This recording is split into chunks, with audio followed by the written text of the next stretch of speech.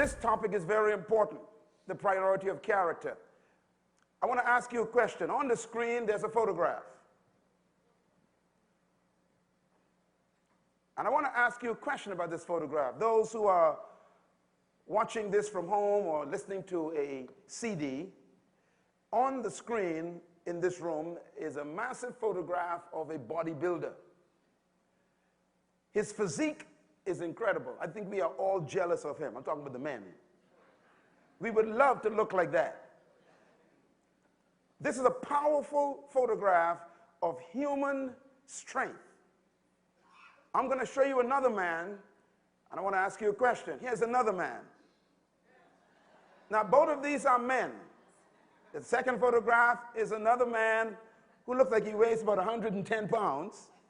The previous photograph is a man who looks like he weighs about 280 pounds. The first man has biceps and triceps, and his muscles are carved and chiseled. The second man looks like he came from the Bahamas. The question I have between these two men is a simple question. Which one of these men exhibits strength? Which one of these men are the most powerful? Is it man number one or is it man number two? Now, before you answer, you must study the men carefully. This man, with all the muscular physique, on the surface, he exhibits power, strength, even discipline. But the second man doesn't look too impressive. He seemed to be suffering from malnutrition. Probably is not as disciplined as he should be. And you look at these photographs physically, and you have two responses to these men. One of them impresses you, the other one depresses you. One of them makes you look at him and be attracted to him. The second one, you wish you never met. Now, which one of these men are the most powerful? I want to take you through a quick response of that question. I want to take you through an exercise that I call character versus ability. One of these men have power. The other one doesn't seem to have power. Here's the question. I'm going to tell you who these two men are. The first man, his name is Sam. He's a very powerful guy. That first picture you saw, his name is Sam.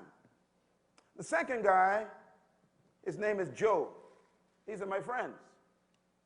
Sam and Joe are both my friends. Let's talk about Sam and Joe. We got two men, Joseph and Samson.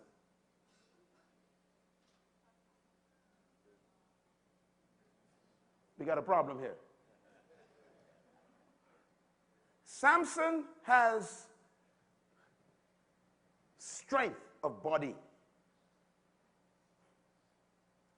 And many leaders remind me of Samson. They speak well, they dress well, they are articulate, they resonate with charisma, they look like they are powerful, they wear power ties, or she carries a power briefcase. They walk around with their G4 telephones and their power notebooks. Very impressive people. Strength of body. But Joseph is different. He has strength of character. Character you cannot see physically and visually. Which one of these men is stronger? Samson impresses men. When you look at Samson, all of us are impressed. But Joseph impressed God. Power impresses men. Character impresses God. You have to decide who's your priority. Men or God? Whoever is your priority will determine your life. Samson and Joseph are both men. Joseph died in a position of power. Samson lost his position and his vision and power.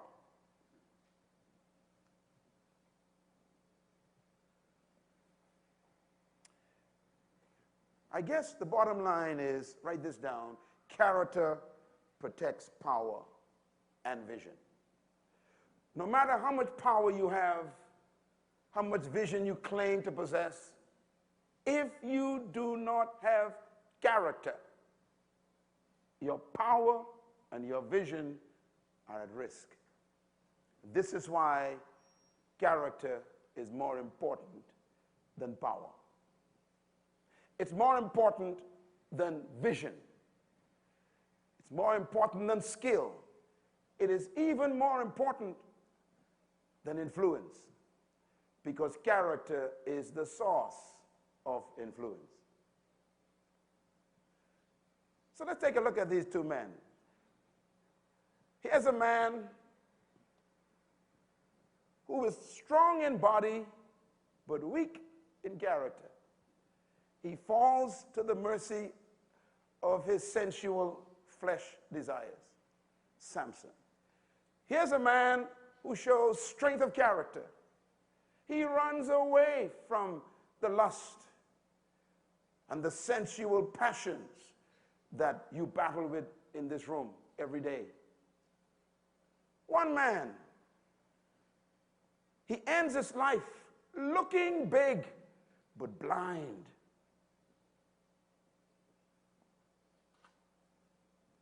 Even though his last act was great, we only remember his bald head.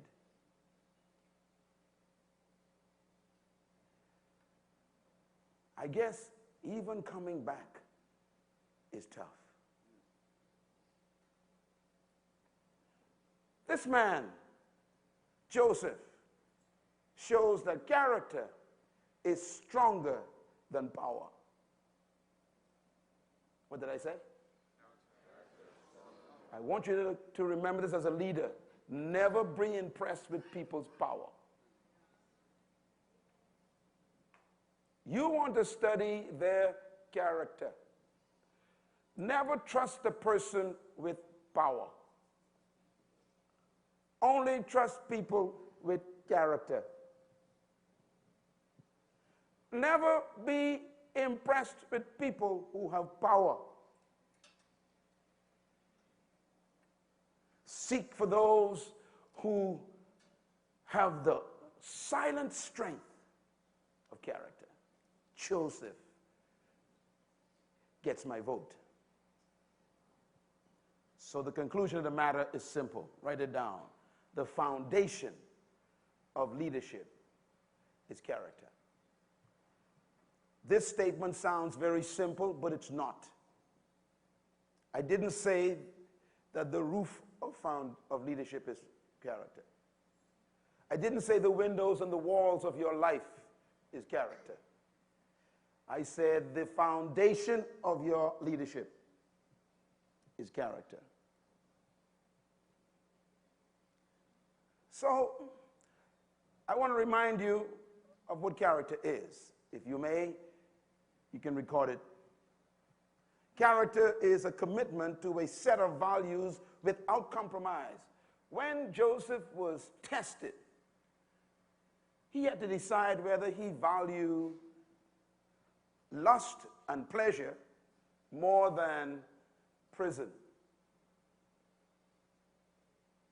Joseph chose prison. Pleasure and prison both begin with P. You got to decide which P is more important in your life. Which P is your priority? Pleasure? Or are you going to pursue this simple powerful essence of principle. Number two, character is dedication to a set of standards without wavering. Samson didn't survive. His standards collapsed under the weight of lust. He lost the most important thing a human being can possess, and that is a character that has moral force. Number three, character is self-imposed discipline in keeping with moral convictions. Notice the term self-imposed. Nobody made Joseph run. And nobody made Samson stay. It's always up to you. You are the creator of your own character. Discipline is self-imposition. I am coming to the conclusion very slowly in my years of dealing with leadership issues that conviction is really the key to leadership. It's conviction. I never thought I would come to such a simple conclusion, because you can actually discover your purpose and still not be convicted enough to pursue it. It is conviction that sends people to prison. It is conviction that makes people run from pleasure. It is conviction that creates character. Number four, character is a constant effort to integrate your words, your deeds, and your actions. I showed you in the evening session an illustrator of the two men who were one man, and how the process is to bring those two men together until there's only one man. You want to integrate your words. When you say something, you actually do it. And you do it because you are it. And number five, character is the willingness to sacrifice your pleasure for the sake of principles.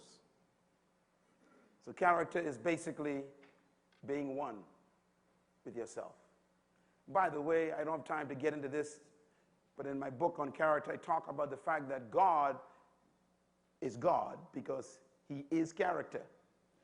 You know, the Hebraic concept of God, when they describe God, they concluded one word: God is one.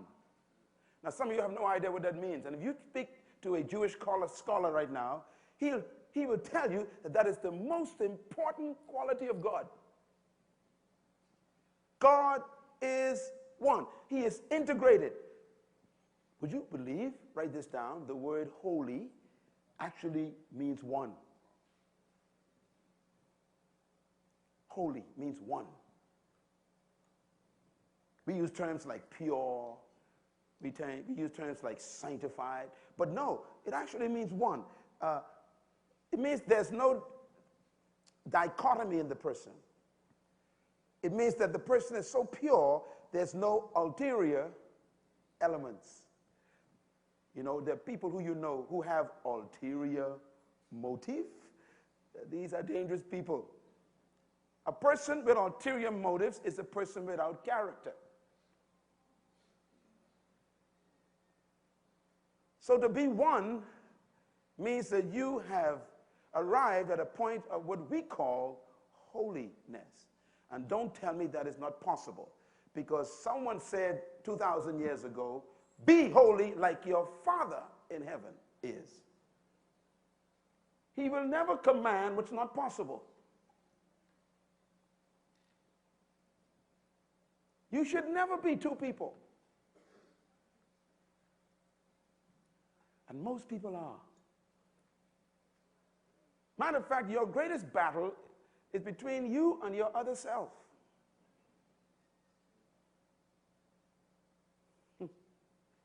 And the more your secret self can become public, you become closer to character.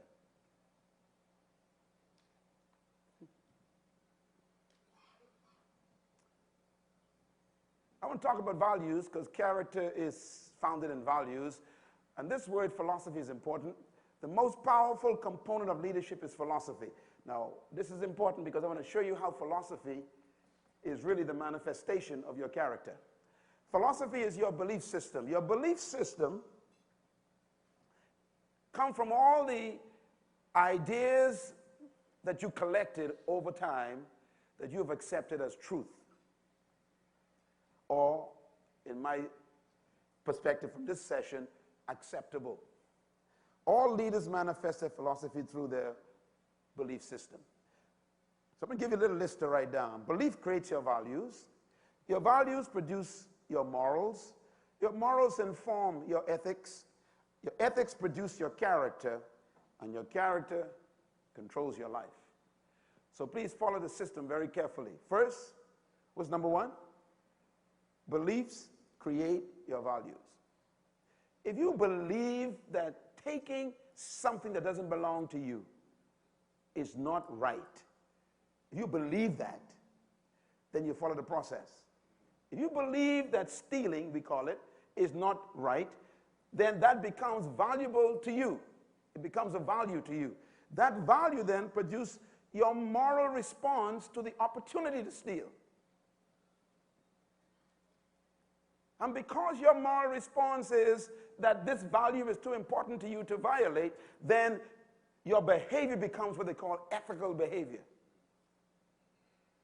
You have ethical behavior. It informs your ethics.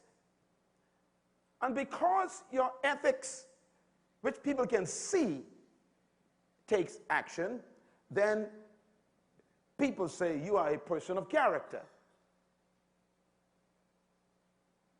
And if you do it consistently, they say you have a life of character.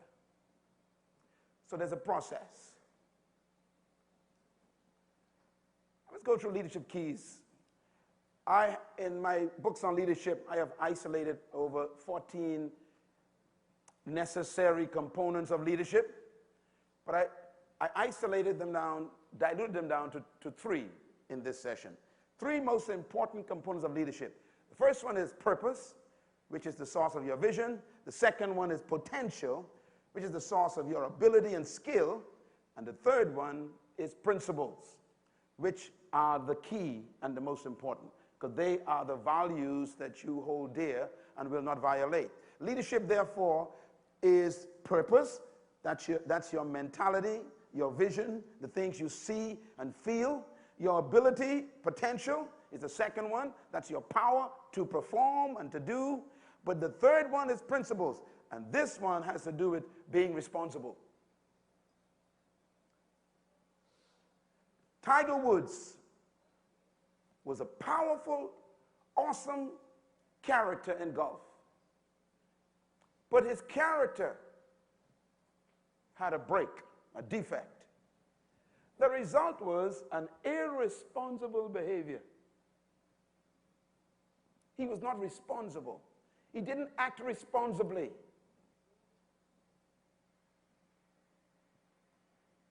His character was destroyed.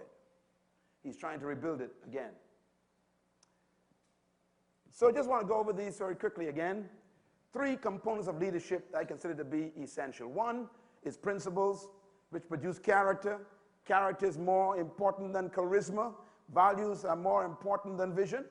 And so don't ever believe that your vision is the most important thing in your life. Your vision is as safe as your values. Leadership is impossible without a guiding vision and a purpose. It's impossible without a deep passion and conviction to accomplish your purpose. However, it is also impossible without principles that regulate leadership behavior. I hope you will never again, after this summit, ever make anything in your life more important than character. And that you will spend the rest of your life fighting to protect your character. I'm talking about fighting. I would prefer that you call me one day and say, Dr. Myles, I lost my house, my car, the dog is dead, bank account's shut down, but I still got my character. I promise you, I will find money for you and build you a house. Because I would prefer to have a friend with character than a rich friend with corruption.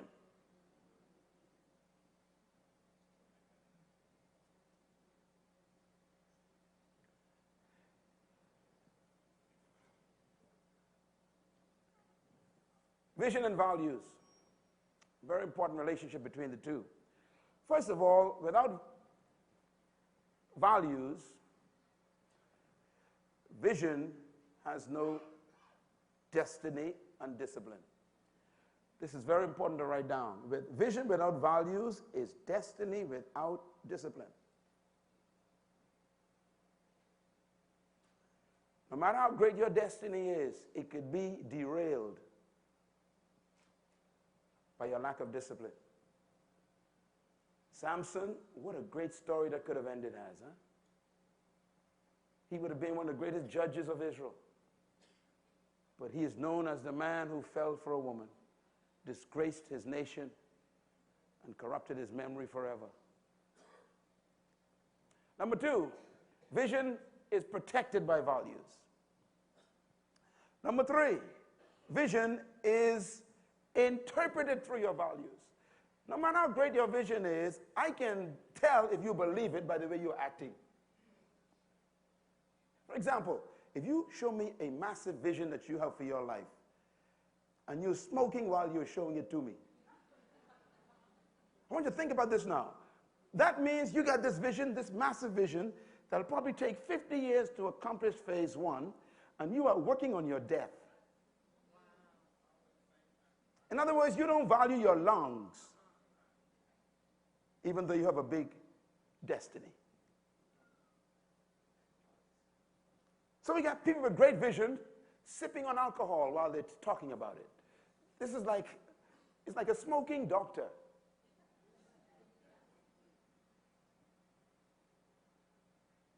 Your life is interpreted through your values.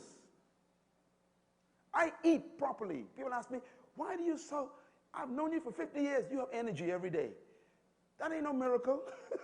I take a lot of vitamins every morning, and I eat properly, and exercise, and don't stress myself out by having any adulterous relationships.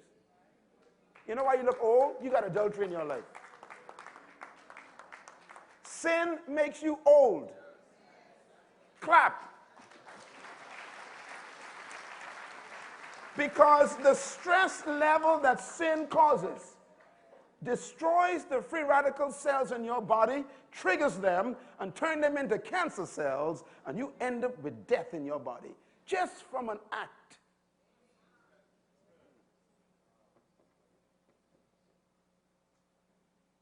Your values interpret your vision. Number four, organizational vision is corporate purpose in pictures. Okay, your company, you business people here, you have your company, or you pastors, you have your church, or you politicians, you have your party or your platform. Everybody got some organizational component. But let me tell you something about organization. This is very important. Write this down. Organizational values are corporate convictions. Your organization must have character. Not just you. And the problem is, you are the organization. I was speaking with governments the last 3 weeks in Africa, and we went to so many countries. And every country we went to, we spoke with government leaders. They were in seminars just like this. I was talking to them for hours. And I was sharing with every government that I spoke to. I said, listen, there's no such thing as corrupt politicians. I'm sorry, corrupt politics. I said there's no such thing as a corrupt government. Doesn't exist. Organizations are never corrupt. It's the people that get in them.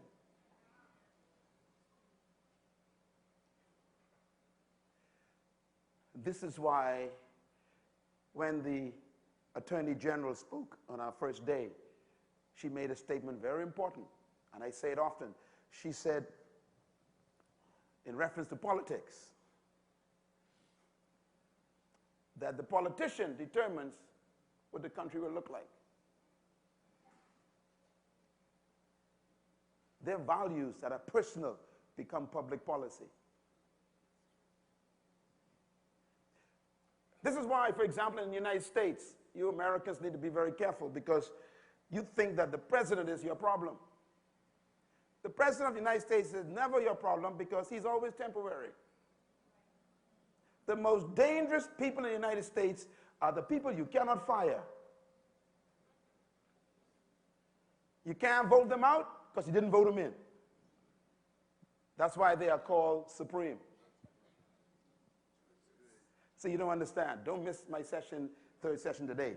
The most dangerous people in the United States and in every country are the ones who create law. Because law produces values. They become the character of the country. Not the people, the laws they make. They create your children's future. They tell your children what's acceptable and not acceptable. That's why they are called supreme.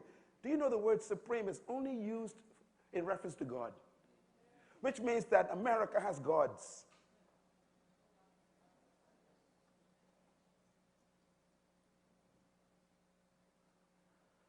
So don't worry about the president. Don't worry about the president too much.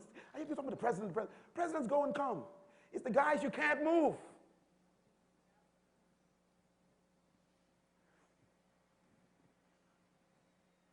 I'm not saying that your president shouldn't be checked, but I think sometimes you put too much emphasis on the wrong thing.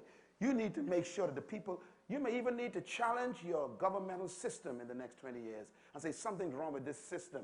We can't afford to have people sitting in a chair permanently.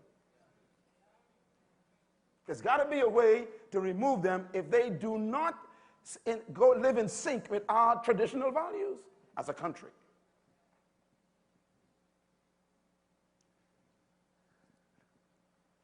Organizations have values.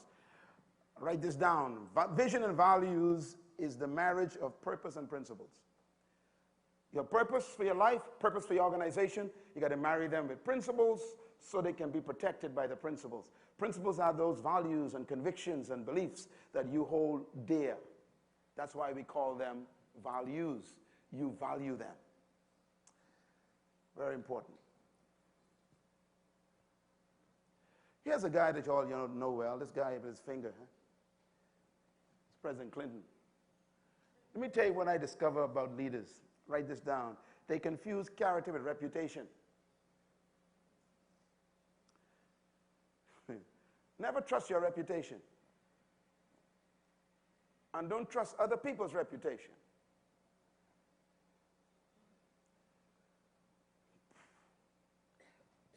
We've made reputation more important than character and personal responsibility. So therefore, we make position more important than disposition. And therefore, our greatest need today is really not leaders with great reputation, but leaders who have great responsible attitude. They will not violate values. I'm talking about personally. Reputation is never more important than responsibility. I heard the Attorney General speak yesterday morning. I'm telling you, she said some important things. She said that leaders today are more concerned about managing their image than they are about managing the people's business. Image management. Matter of fact, they even hire image consultants. Now you know you are in trouble when you got to hire people to give you an image. Because your character is so weak, you need someone to be paid to give you one. This is disastrous. I'm an image consultant. What do you mean by that? That means something is wrong with the person's image, and you're going to prop it up with false advertising and promotion. You're going to create lies.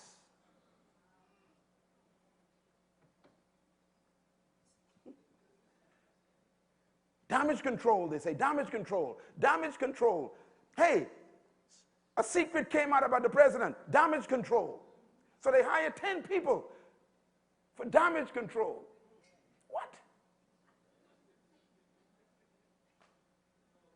That's like telling God, oh, you found out about me. Hang on a second. I'm going to get some people to kind of, fix this for me, God. It's character, so serious. Image consultants.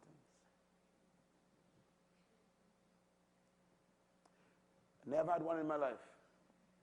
What you see is what you get. Myles Munroe. My wife is my image consultant. And she's also my bodyguard. She's also my entourage.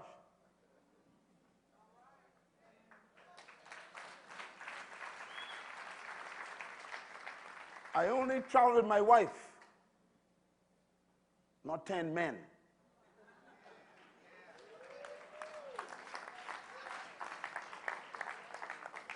I tell people, you invite me to come to your event, you get 2 tickets. Why? Because she's a part of my message.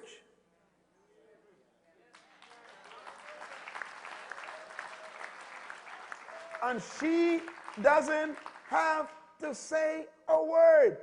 I want her there. Why? My character is more important than your money.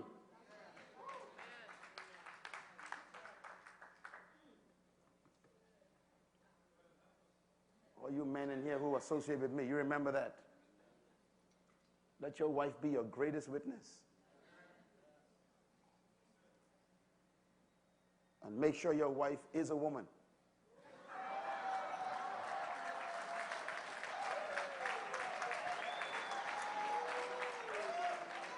Now, reputation is not the same as character. Write this down, please. Character, hey, I'm just saying. Martin, you ain't right. Write this down, please.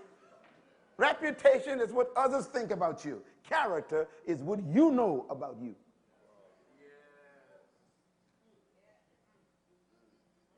If you knew everything you know about you, would you marry you, is the question.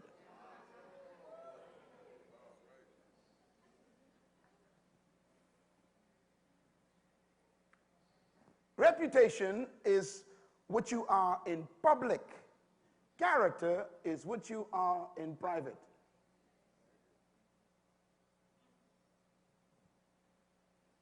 My private life is the force of my public performance. Living in a small country like this, believe me, is a tough thing. Because everybody knows where you've been last night. You just think they don't know. No woman in this country can say, I have a child for her, lay with her.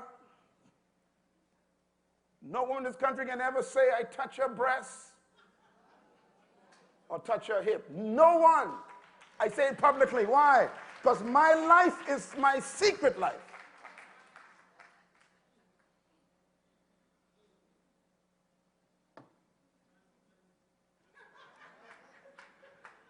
It's called the moral force of leadership. Your words are as heavy as your character.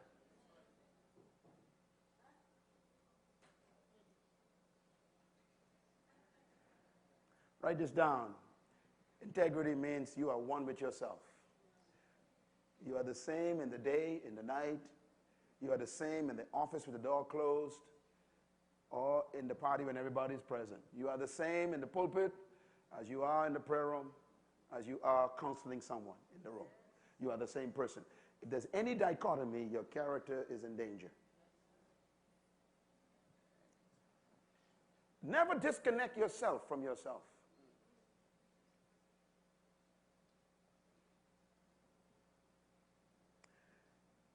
Oh, help me, Father.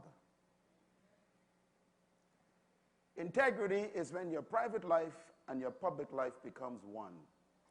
We need leaders in the next 10 years to emerge in our countries who are women and men of integrity.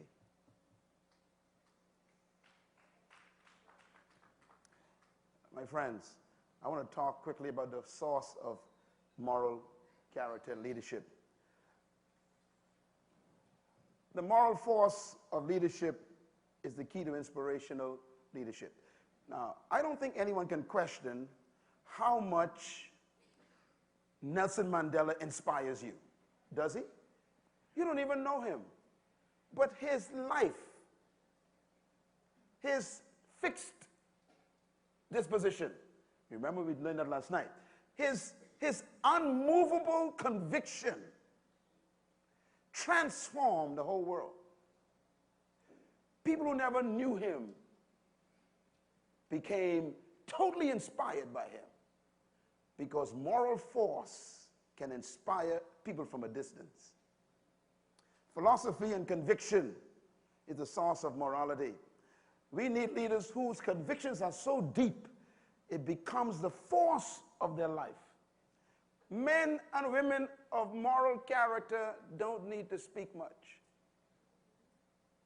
because their character is louder than their words. I want to submit to you that your convictions really are your leadership. They form the basis of what you do as a leader.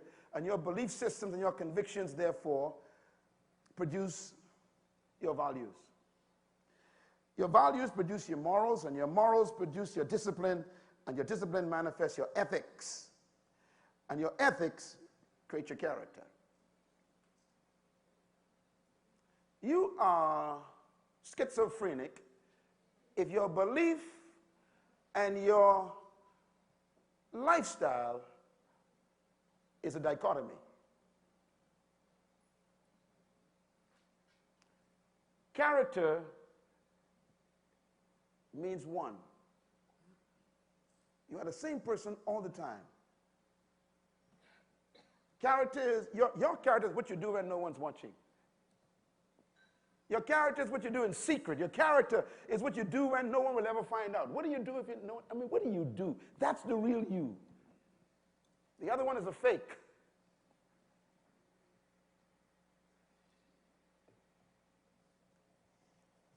Ethical behavior is simply a manifestation of your true self. Mother Teresa, what a woman. Strange woman. Powerful character. She didn't speak loud. When you have moral force of character, you don't have to talk loud. When I met Mr. Mandela a few times, and almost every time I met him, he was very quiet. But the whole room shook when he walked in. His character was so heavy, his words had to be few.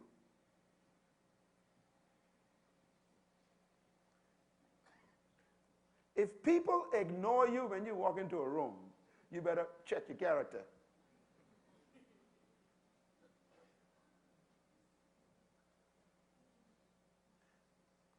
I'm not talking about fame. I'm even talking about fear.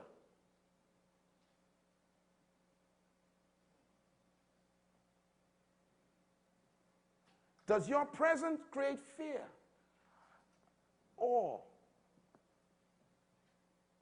that's a moral force. And these are humble people. These are not tyrants. One of the nicest men I ever met is Nelson Mandela.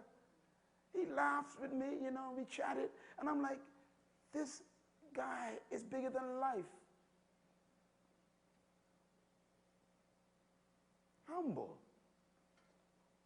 Character is a tested person who remained consistent under pressure. Let me wrap this up with some thoughts here. Leadership needs to share its vision with people, but I want to just caution us as leaders, and we got so many here. You know, I think we're up to over 50 countries now in this room, and some of you are affecting millions of people. Let me tell you, write this down, please. Write this down. Leaders stand for something.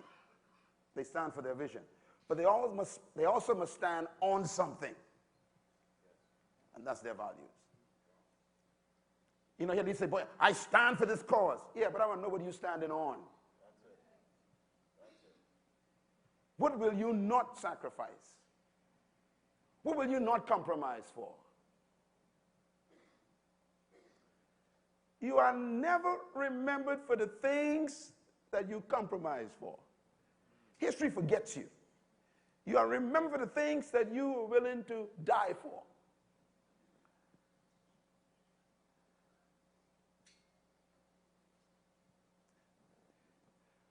All true leaders adhere to a set of values that they won't compromise. All true leaders. Now, they're not leaders, but the true ones, they don't sacrifice their values. Sometimes you got to abandon your best friends to protect your character. Sometimes you got to give up some of your family members even to protect your character. No one should be more important than your character. Nobody. That's why Jesus said, if you follow me, you may have to become an enemy of your own family, he says.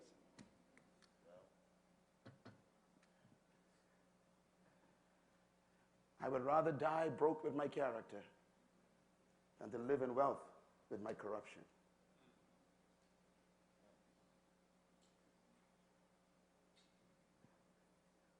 What a life. I submit to you that values regulate your personal life, but they also regulate your corporate performance. And that's why we need to have our values intact. This man is amazing.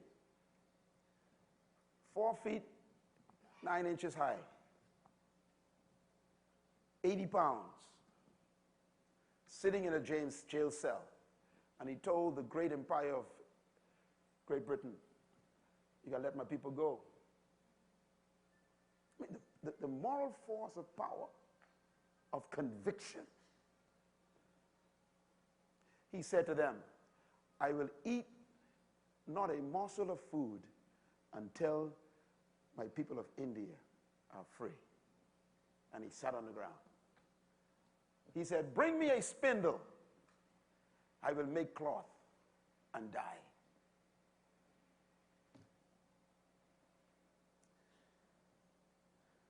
Isn't it tragic that you can live 80 years and when you die, we forget you? Memories are created by character, not compromise.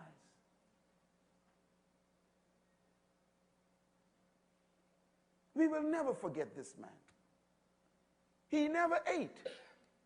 Britain was defeated not by one bullet, but by a man's character. Your character is more powerful than a weapon. Matter of fact, it is your weapon.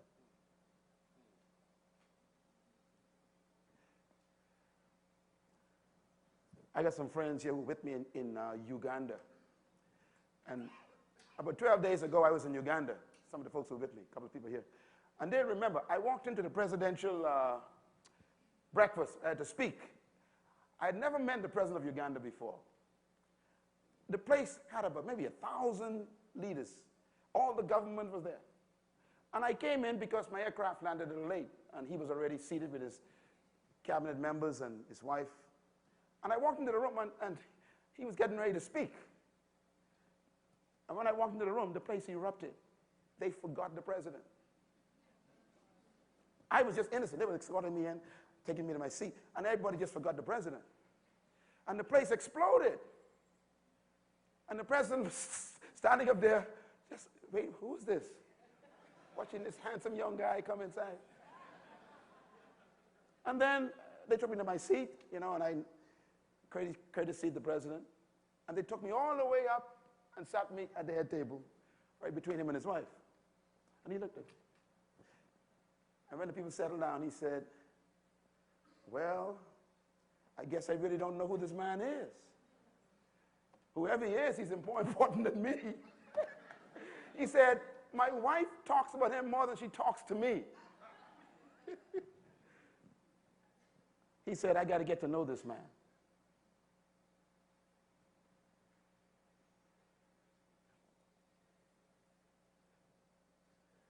Your character should be louder than your presence. Your absence should not take away your presence. He is still present. Martin Luther King Jr. is still present.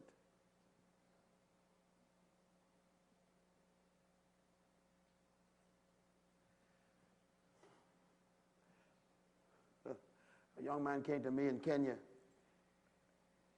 few days ago. He said, I want you to meet my little boy.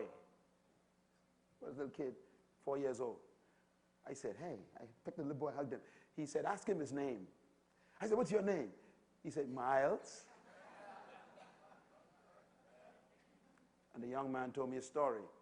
He said, I was on drugs. I was sleeping on the road. And someone gave me a book in Kenya, and it was your book. And I sat on a cardboard box and read the book and decided I want to change my life. And he said, you don't understand. I'm married. I have my own company. I got a beautiful family. And I decided I'm going to name my son after you because you changed my life. And I want to hear your name every day in my house.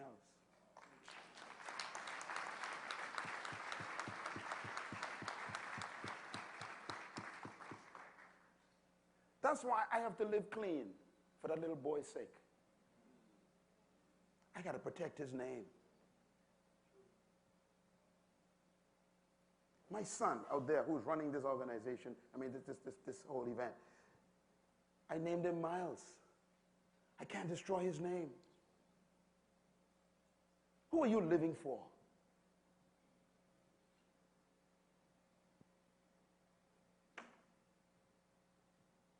Your character is personal, but it's never private. Your public act depends on your private performance. The weight of your public words are as heavy as your private life.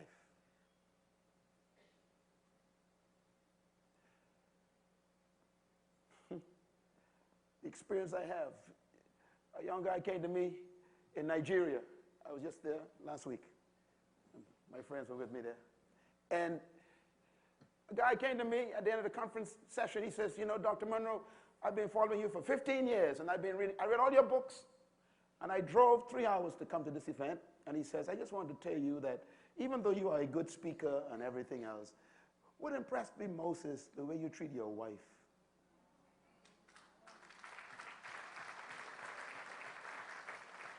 He was talking about a character issue.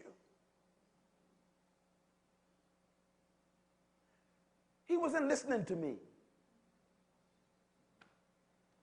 He was watching me.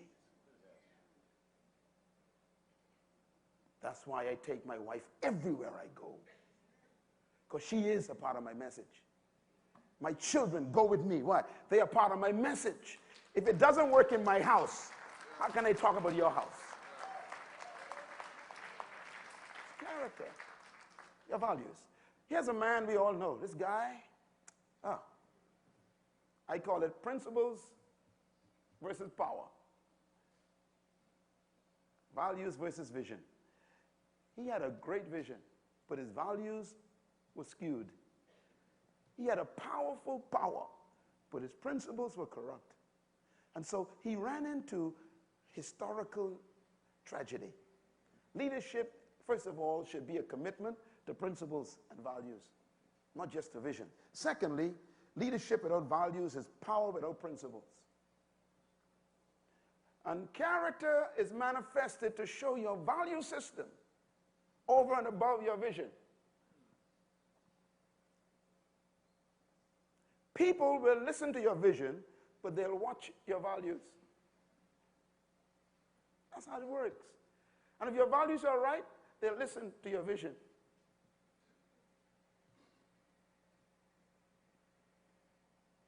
Don't ever sacrifice your values on the altar of convenience. Character is accountability to self.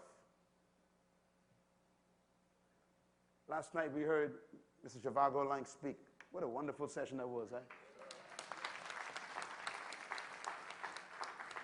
Oh, he said some important things last night, didn't he? I think he's coming back today. Listen, he said something about auditing. He says character is self-audit. Isn't that good? And your conscience is in charge of the audit every day.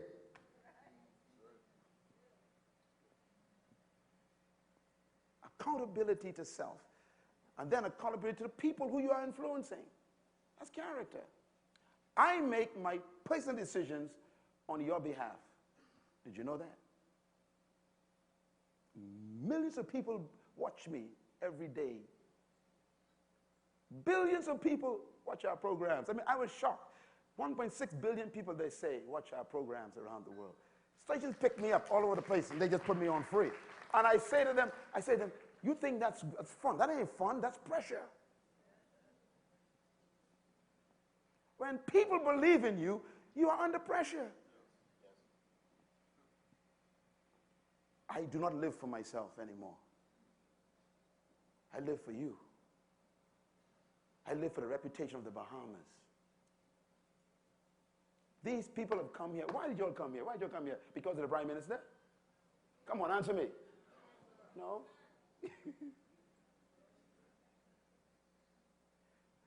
We got about 1,000 people in this room, and who brought them here? Not me, my character. Why should I come to you? Money can't bring people to you. It's your character. I submit to you that accountability is your obligation to report to those who you are responsible to and responsible for.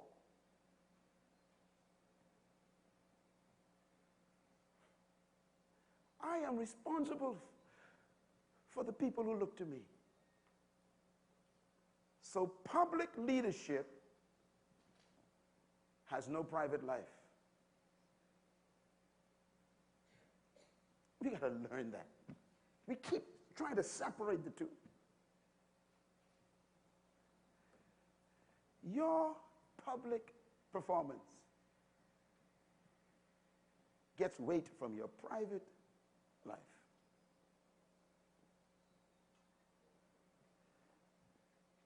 It's difficult to sell something that you don't believe.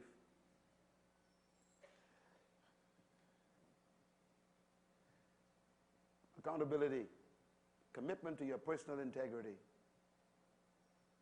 I get tempted to do everything you get tempted to do. But my response to that temptation is always my responsibility to the world.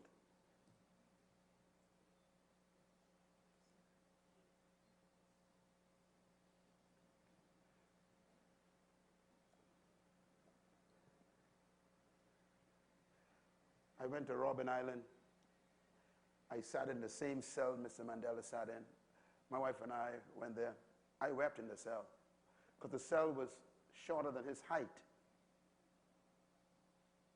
You ever been there? It's an amazing place. He's longer than the cell, which means that he had to actually sleep 27 years on a cold concrete floor. And the guy who took us on the tour said to us, he was in the prison with Mr. Mandela. He's one of those who were released. He's now touring the people because he knows the story. And he said to me, he said, many times the government of the day came to him and asked him, do you want to be released? We will give you a house, cars, security. We give you all the money you need, give you a bank account. Just withdraw your opposition to apartheid. And every time they came, he would tell them, close the cell door and lock it.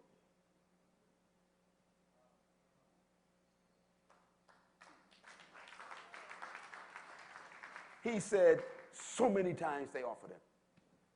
And that's why everyone in prison followed him, because they didn't offer them.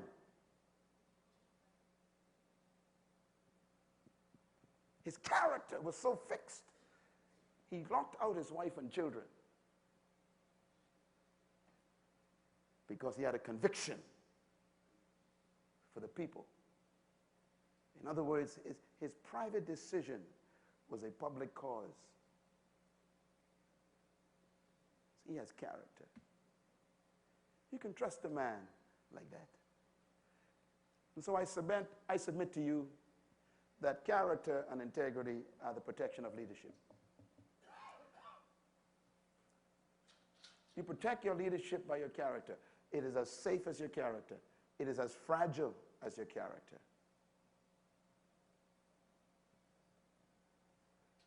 In this new book that I just released, and the publisher arrived today. Where's my publisher? Stand up, please. Give a warm welcome to the publishing company that released our work. So glad to have you. Whitaker House Publishing Company. In this book, I listed some people as examples of character failure. The list was so long, I had to take some of them off. And these are people that you all know. So we have a problem in the 21st century. We have issues. And the number one issue is character defects. And we have to restore character as the most important priority in leadership. And this is my hope, that this week, when you leave here, that you will leave here with an awareness that your power is never more important than your principles, and that your values is never more important than your vision, and your character is much more important than your convenience and your comfort. People believe you because of what they know about you. So let's go ahead and make it a day. Thank you once again for listening to this message, as we hope that it has been a blessing to you. Our goal is to show you new paths and opportunities so that you can discover your purpose. It is your love, support, and partnership that makes Munroe Global possible. Please visit us online at www.munroeglobal.com for more product, partnership, or to join us at one of our live events around the world.